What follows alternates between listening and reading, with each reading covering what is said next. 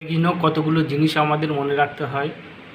অপেক্ষা করো ধৈর্যের সাথে, আহার করো পরিমিত, কথা বলো সংক্ষেপে, কাজ করো নির্ভীকভাবে, কামনা করো যোগ্যতার সাথে, চিন্তা করো গভীরভাবে, জীবন কাটাও সাহসের সঙ্গে, তর্ক করো যুক্তির সঙ্গে, দমন করো আগ্রহের সাথে, দান করো নির্লিপ্তভাবে, পরিকল্পনা করো দূরদৃষ্টির সাথে, পান করো ধীরে ধীরে, বই পড়ো মনোযোগ দিয়ে, বিশ্বাস করো দৃঢ়তার সাথে, ব্যয় করো বিবেচনার সাথে, ব্যায়াম করো নিয়মিতভাবে, ভালোবাসো গুণ দেখে।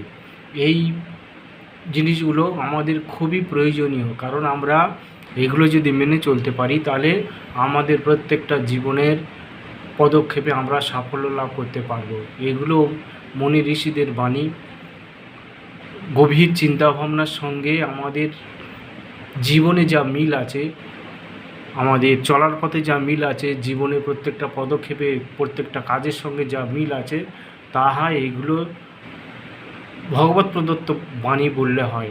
প্রত্যেকটাই কিন্তু আমাদের সঙ্গে মিল আছে। যেমন দান করো নির্লিপ্তভাবে, দান করে কোনো দিন মনে রাখতে নেই কাকে দান করলাম, কাকে দান করলাম, কার কী করলাম মনে রাখতে নেই। এগুলো ভগবানের দেয়া প্রদত্ত জিনিস। আবার বলছে যে আহার করো পরিমিত।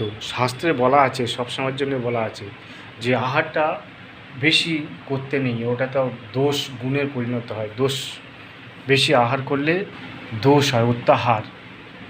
এটা খুব প্রয়োজনীয় জিনিস, আমাদের মনে রাখলে ভালো হয়। অত্যধিক আহার করতে নেই, আহার করলে আমাদের ক্ষতি হয়। পরিমিত আহার করতে বলা হয়েছে। কথা বলো সংক্ষেপে, সংক্ষেপে কথা বলতে বলি, যেটুকু বলা